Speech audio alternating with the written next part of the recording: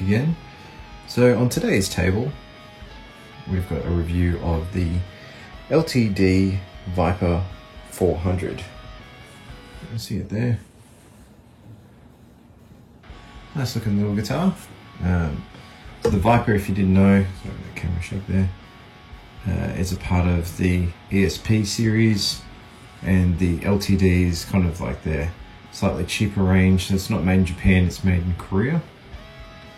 As you can see, it's a glue-on neck, and we have the active setup in this one. Got the tom bridge and EMG pickups. I believe it's a 24 3/4. We've got binding on the neck as well. We've got the Goto machine heads there, they're not locking. Very interestingly, this is when they had the Ivana kind of compensating for the intonation nuts, so that was pretty cool. Very high quality instrument. It's going to tear it down a little bit now, and so we can have a bit of a look at it. So who knows how old these strings are. We'll just cut ahead a little bit to put it on this little Hercules neck stand, if you're wondering what that is. And unwind the old strings. Now, embarrassingly, this has been on here for quite some time. Depending if I skip forward on this or not, who knows. But I like to unwind them not all at once on each string, because after all, this is a lot of tension that you've got on the neck here. So it is best to do it in stages.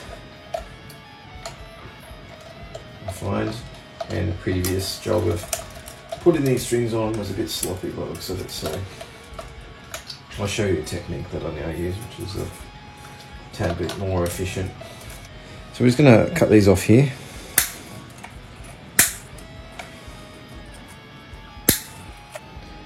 The strings off this end, I've just kind of snipped them with the pliers down this end, and then we're going to take another look down the other side so we can get these pickups out and just double check what ones they are. They should be an 81 and 85, but we'll discover that in a moment. Now we're down this end of the guitar. We're going to start looking at the bridge and the pickups. So we're going to take these out and have a quick squiz at what ones are in here. So it looks like we've got the bridge here. It looks fairly generic. That may be a soon upgrade. Yeah, so nothing special, no markings on there. This is probably because it's the made in Korea. And the bridge here we go. So it's a Sung-il BM003. So that sounds very generic. Okay. Mounted to the body here, got the three-way switch, volume and tone. Nothing crazy going on. A lot of EMG setups are pretty straightforward. So we're going to use the Stuart McDonald screwdriver set here, and we'll take the bridge out first. Alright, so we've got our first pickup here. Now EMGs, it's going to be hard to show you, but it's got a little quick connector on the bottom, so I'm just going to remove that. And they've got little arrows to show you which way they go, so we'll know how to reconnect them. So a little bit of mahogany. So it looks like we've got our EMG 85 just there. Got our serial number, made in the USA. And it looks like it was built on the 4th of the 7th, 2008. So a little bit of a time capsule there. I love it when brands have their made dates on them.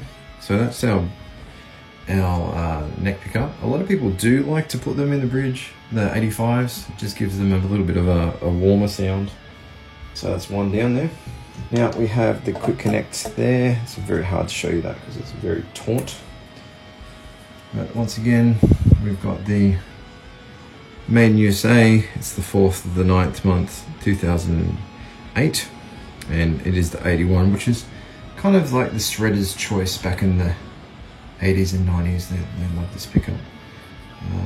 So active, so we are using a battery to power all this. Okay, so we have the very traditional setup. Another version you can put in here, you could do the 81 and 60. You could do an 85 in here and then put a 60 in there. Whatever you like. Sometimes they even put two 81s in. because mainly the position is going to give you the biggest definition between the bridge and the next scenario, because it's more where it goes here. But you know, there's always preferences. We've got some loose mahogany there.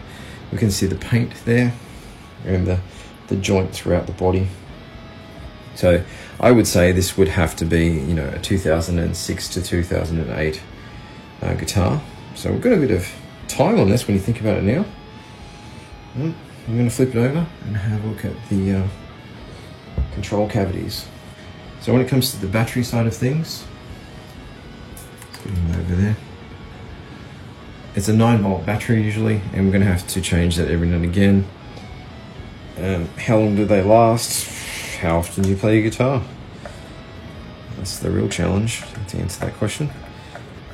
So that one felt rather worn in comparison, so someone's been changing the battery a little bit more frequently than the pickups.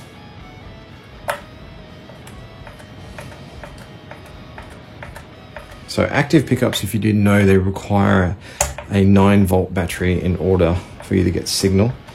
And what that does is offers a lot of compression. And that was the thing that people love, that compression sound. Zakk Wylde from Ozzy Osbourne was probably one of the most famous to use the active pickups, but a lot of metal players love them. So as you can see, we've got a bit of a shielding plate there. 9-volt battery. We could do the old tongue test if we want to, but I'm going to skip that one. We have a nice little holder in there, so that's good quality. It's not just floating around with the foam. And the previous one was a Eveready battery. I can guarantee that's dead flat. We'll put a new one in there. You can do the old, yeah, if the battery just falls over, it's usually dead flat. If you drop a battery from a low height onto a table and it has a bit of a plunk, that usually means there's got some battery life in it. Okay, let's look at the control cavity now. So once again, shielded.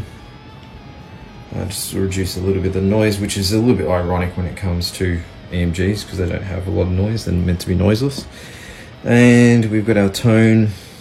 I think these 25k pots, so not as high as regular guitars. Regular guitars have 250 or 500k outputs, but because of the active power, we don't require that.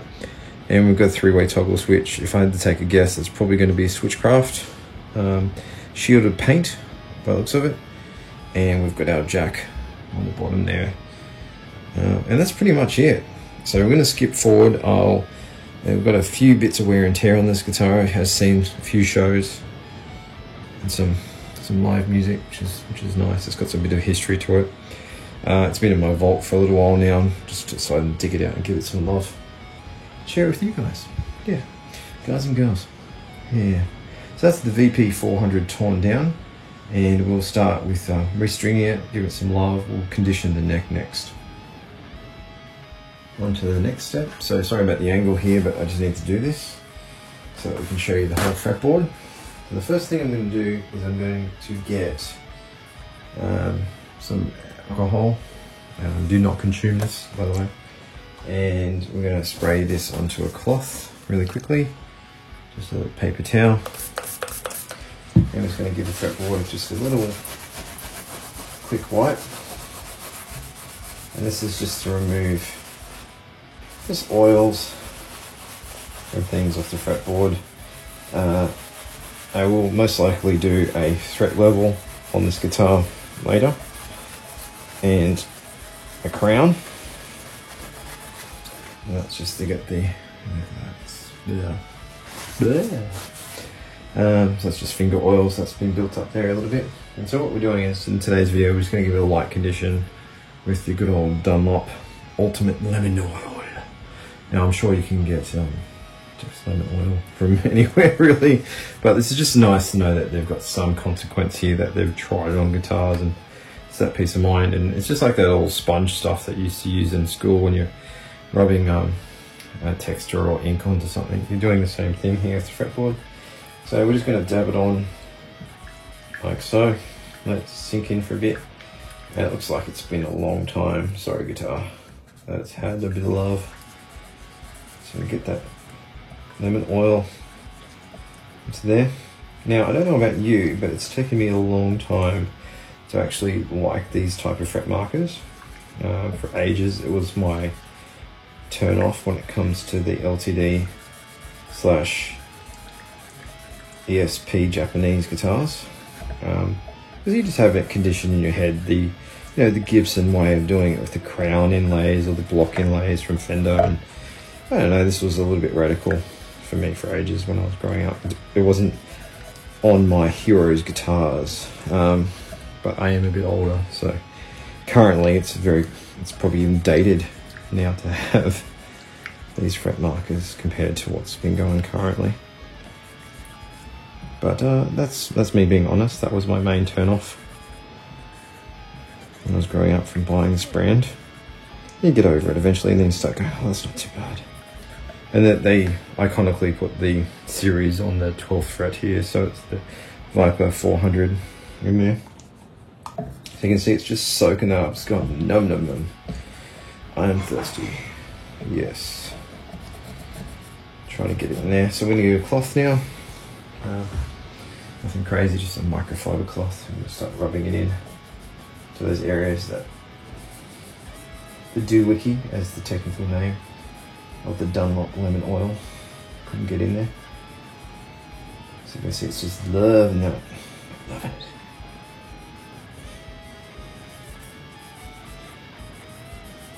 Yeah. Wood and oil are friends. Especially rosewood. I believe the new Vipers don't use rosewood unless they've switched back again, but there was a period, so it's still got a bit coming off there, where they weren't friends because of the exporting, what was it called, the CITES law, and you can have certain types of woods leaving the country or entering the country. So it gave a bit of a curveball there for a while because of Endangered Species Act of trees, and now they're trying to figure it out where they've got crops and safe plantations. So as long as it's under those conditions, it's okay again apparently. So yeah, it's a little bit dirty around there, but we're good. So that's a huge improvement. So this is it's not a place where we can set up the intonation. Just a quick note while I'm doing this. So we've got the screws here, flathead screwdriver, no left-handed ones here, and you adjust here to adjust your intonation. It's kind of a bit of a game where you have to put it on, do up your strings, check if the same ring note is the same as your 12th fret, and adjust accordingly till it's sharp or flat, and it matches up with that. So you kind of have to tighten your strings, loosen them, tighten your strings, and loosen them, but it's worth it. You'll do the intonation maybe once, unless you're changing string girth. That may have an effect on it, or the nut on there. So you can see this is not locking, so the string will hold it in position there as well. And let's open up a new pack of strings, shall we? Yes, a nice little rip here. Take them over. And these should still be color coded. Yep, so they've got the, look how they're saving money these days. They don't even put the color in there, you have to read it. Oh. So they usually do these in pairs. As you can see, we've got the thinner ones. So we've got the purple and the silver there. So we've got silver and purple. We've got the green, and it looks like a black. Green and black. And red and brass. Red and brass, there you go. So that's, I've just got the angle adjusted here so I can show you how I like to string up the machine heads. Now, so we'll take this string through the bridge. We go through the little hole here. And this is where I see a lot of musicians do some funny things. Probably just because it's not a shown technique. So you can start turning right there, right? But I don't believe we'll have enough tension. And so what an old trick was done to me was showing was you just have a little bit of give, probably about as much as you've got a handful, right? So that's your distance that you want to hold up. You bend the string up, like so. Get your string tightener, and with your other hand, just hold it as you guide it. So what's going to happen is the machine head's going to turn. With my terrible finger action there, he's in man bedroom. But anyway, that's going to turn like that, and it's going to come around, and this is going to stay up to hold the tension in place. So I'm going to do that first. So as you can see, I've just got my finger there guiding it, my thumb holding it in position. And see, that's giving me tension enough to go around machine head, hold the string in place. I'm putting my finger with pressure down this way. So as that in a position, then I kind of hold it back here as it's getting tighter, and you just go back to your bridge, make sure it's sitting on top of the correct position for that string. You don't want to go too tight, just a little bit. And see, now if you feel confident, we can snip that off right now. You see some people that definitely love to have them just, yeah, piano wires everywhere. But I feel quite confident. I won't go too short in case I need to adjust it. I doubt that I will under this condition. But that gives you a really clean installation. As you can see, I've got the string going around 1 billion times. And yeah, that's, in my opinion, the way you should do it. Very, very clean. Now, there's some other debates whether to go through and just do every single string. But I think it's more balanced, and especially for the neck, if we do each string going inwards. And then that way we get an even tension on the neck, so it doesn't start pulling that way and then pulling that way. Note that when you're doing these finer strings, you need to give them a little bit more length as you're winding them up, so that they've got more rotations around the post here, and that'll give you better tension so that you retain your tuning. Now that we've got it all strung up, we need to tune the guitar, clearly. And with this bit, I've got the TC Electronics Polytune, an amazing little clip-on tuner. There's so many different various styles, but I find this one's quite accurate. And what we're going to do is, I've tuned up some of the strings already to give you a bit of an example, and I didn't want to make you go through the whole bit. So we're onto our G string here, G string, and when we pluck it, you notice it's on F. So we're going to tune that up. Look at that, wasn't even too far off. And that's because our string tension was quite good when it came to the initial part. But the strings need to wear in. So what happens next? So you can play the guitar, and I'll go ahead and tune. So I already tuned that to E, so you can see it's already dropped out.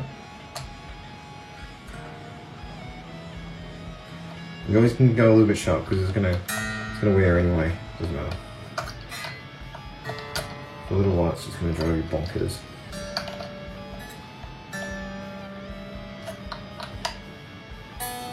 Not a bad idea to silence the strings, by the way. Between the next ones. Okay, so what can you do to speed it up so you don't have to keep playing it, tune it, keep playing it, tune it? So what we can do is we can go to the 12th fret. This is going to be really weird for me because of the angle. That's what she said. So we're going to pluck the string and bend it like that. So it's going to stretch the string into place.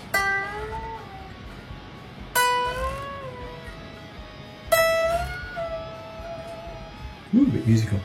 And you'll notice now when I pluck the E string, it's a little bit out. This is actually retaining quite well, considering some guitars are shocking when you do this, the neck moves and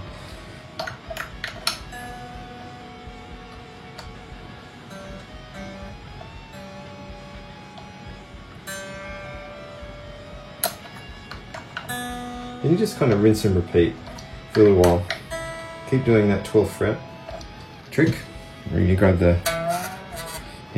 stretching that string. You can go more extreme if you wanted to than I am, but said the angle's killing me here. And just keep tuning it, and eventually you'll get it to in a stable position. Floyd Roses are a completely different conversation, and maybe if I'm sane or intoxicated enough, I may attempt to do a Floyd Rose balancing video. That will have to do a lot of editing on that. But that's the VP Viper, torn down, restrung, had the frets conditioned, so the fretboard conditioned, and tuned again. So hopefully this was helpful, and I hope you enjoyed the little clip of the playing the guitar at the start of the video. And please, subscribe, like, it all helps. I'm just a growing channel, so any support at this point, I really appreciate it. And tune in again. Peace.